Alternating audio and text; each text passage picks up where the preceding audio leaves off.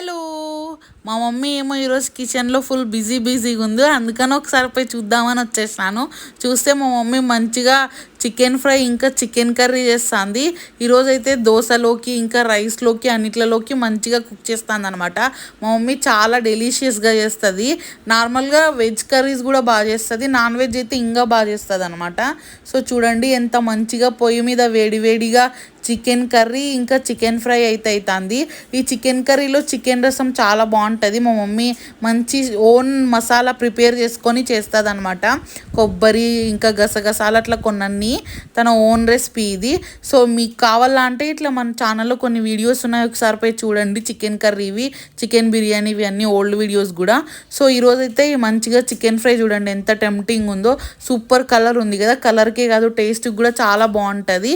నాకైతే చాలా ఇష్టం మా మమ్మీ వంట అంటే. ఎంతైనా అమ్మ వంట తినాలంటే అదృష్టం ఉండాలి.